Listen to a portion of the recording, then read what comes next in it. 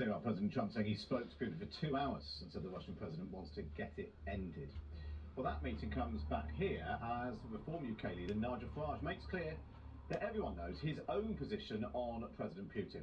It follows criticism over Nathan Gill, Reform UK's former leader in Wales, who pleaded guilty last month to taking bribes to make statements in favour of Russia while he was a member of the European Parliament. And now Nigel Farage has used an interview with Bloomberg to declare the Russian leader a very bad dude. Here's more of his comments in an interview that will be broadcast next week as part of the Michelle Hussein show.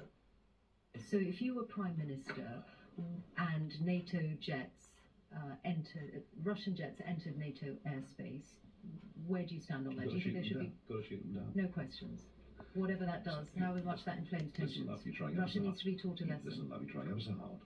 I'm the only person in the world, I think, that stood up in the European Parliament in 2014. And do you know what I said? There will be a war in Ukraine. It's coming.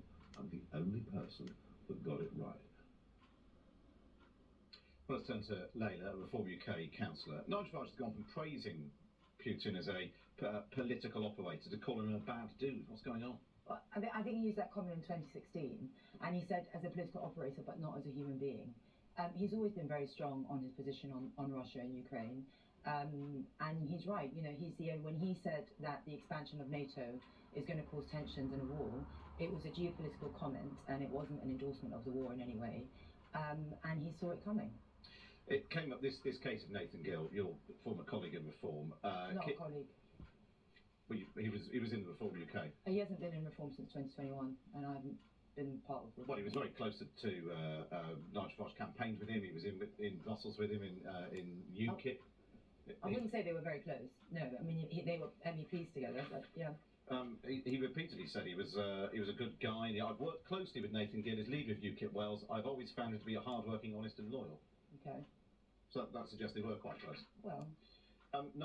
Keir Starmer this week at PMQ said Nigel Farage and his deputy Richard Tice worked alongside someone who took money to spread Putin's propaganda. He's right, isn't he? Yeah, I mean, let's be clear. Nathan Gill is a traitor to this country. But he was a Russian operative, and by the very nature of being an operative means that he was covert. He wasn't waving Russian flags and screaming, "I support Russia." In fact, I imagine he was the opposite. In order for him to be recruited by Russia, he had to present a totally different front. And that was the front he presented to Reform. Of course, nobody had any idea, and if they did, he would have been reported to the police and removed from the party, as he was. Does it make you feel uncomfortable that he was in the party that you're now in? I mean, of course, it's never nice to have, it's uncomfortable to have a traitor in a party, but it was a party when we were polling at 1%, and it was very different. And as I said, just by the very nature of being a Russian operative, you are covert. You don't wave it around, and nobody's meant to know, and that's exactly the way it was. But Nigel Farage did tell him not to go to Ukraine, and he went anyway, which suggests that he wasn't leading the party that well. Nigel Farage wasn't leading the party at that time anyway. But he told him not to go to Ukraine, and he went anyway. Yeah, but Nigel Farage wasn't leader of the party at that time. What mentioned something to you. I was chatting to a senior Tory this week who said that the polls are bad for the Tories, but there's one area where actually Nigel Farage is behind both Keir Starmer and Kemi Badenoch is on the question of Ukraine. Of which leader do you trust to do the right thing by Ukraine? Is that why Nigel Farage is toughening his stance? I don't think his stance was ever weak or not tough. He was always tough on Ukraine. You take one isolated comment that he did a few years ago, basically a geopolitical comment, and you take it as a stance. He never had any kind of softening towards Russia in any way. He's been unequivocal that Russia is an aggressor and has to be dealt with accordingly. Alfred, what do you make of that polling that shows that Kemi Badenoch, I mean, let's be honest, most polling for Kemi Badenoch isn't great, but she is ahead of Nigel Farage on the question of Ukraine? Supporting Ukraine is so important, and fundamentally under the Conservative government we showed strength from day one on that, and I'm pleased that Labour has as well, and frankly I'm pleased that Nigel Farage has finally caught up to doing that. Whilst I take what Laila has said, I think we can't ignore the fact that he has made comments in the past about admiring Putin, and he has made comments about an operator, not as a human being. It's very, very different, and it was done in 2016. I don't think that was after the annexation. Condemning him as a bad dude is like saying I have slightly big eyebrows. That's no sort of strong criticism.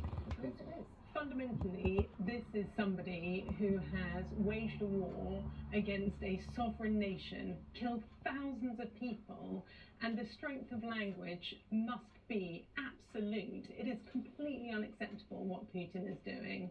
And the fact that Farage isn't able to come out strongly enough about He said that if Russia sent in warplanes over NATO, shoot them down. I don't know what else you could say. And He said that this week. That's yeah, but He also blamed NATO expansion for the reason for the war. No, he didn't. That is absolutely unacceptable. He's always blamed We Russia. cannot have a situation where sovereign countries are told that they can't join NATO or can't join the EU. That is completely our decision to do He it. didn't blame NATO. He said it was It was obvious. a NATO expansion. He said it was obvious to me that the ever eastward expansion of NATO, the European Union, was giving this man a reason to go to his Russian people and say they're coming for us again. And that was a geopolitical comment. It was not condoning the war. It was not in any way. It was a comment, and I think you'll find that many people observing the war share similar opinions. You might disagree with it, but it was not condoning the war. He's always been very unequivocal about the position of Russia.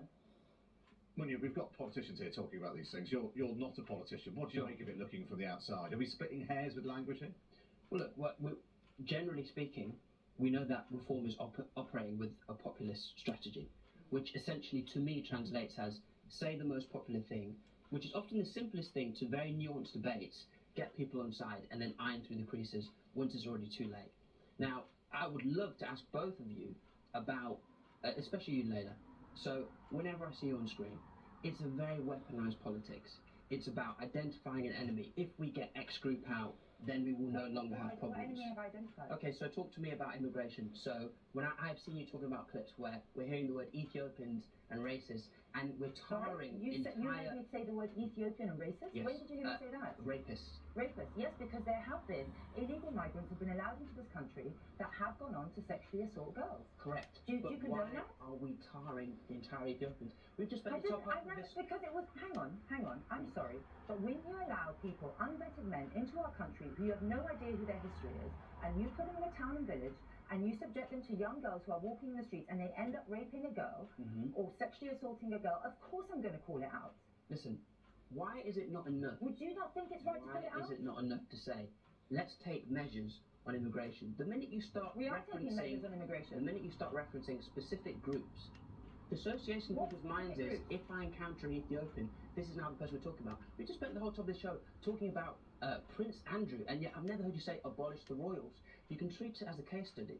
So what I'm saying to you is, part of Britain. We are importing rapists and terrorists into this country through our open borders. You cannot deny that. How many rapes is too much for you to say it's not okay? How many rapes would you accept? This is my question to you, right? We are talking about instances. We know that there are rapists in Britain, right? Already here. You've described them as homegrown rapists before. That is very different. The homegrown rapist, that's almost a juxtaposition. It doesn't make any sense as a term of condemnation, right? Yes, of course it does. Any rapist is condemned by me. I was a criminal prosecutor and I'm a mother of daughters and I'm a woman myself. Of course they are. Don't put words into my mouth. But we have homegrown rapists. That does not excuse us importing more and putting them in towns and villages. I'm sorry, I'm not going to back down from that position, and I think you'll find most of the British public completely disagree with you. And if that certain rapist that I mentioned happened to be Ethiopian, then yes, I'm not going to shy away from saying that he was Ethiopian, because that's what happened with the Pakistani rape gangs. People didn't want to say where they were from, and it was happy that they were proliferated. Yes, but you're applying it to a wide group. No, I'm applying it to illegal migrants who are allowed into this country. That is not a wide group, that is a specific group. But it's not group. all illegal migrants. How do you know? Are they vetted? How do you know? Because we know that we're talking about instances. How do you know that every man crossing on that boat is not a rapist or a terrorist? We know that one was a convicted terrorist. Just to be clear, you don't know. No, I don't know, but I'm not going to give them the benefit of the doubt because they have thrown their passports, they've entered this country illegally, so I will treat them as criminals, yes. Let me bring Afro in here, who's sort of slightly caught between the middle of this. Where do you stand on this question? If these are you're sitting in the middle, where are you?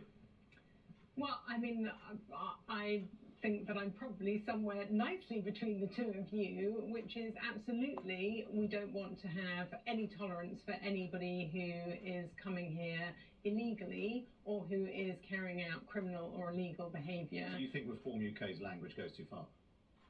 I actually think that they are expressing a valid opinion that many people in this country feel, and one of the things that concerns me is that they are consistently trying to shut people down who are making these valid opinions. We don't have a proper debate. I'm afraid we've run out of time. But thank you to Munya and to our politicians.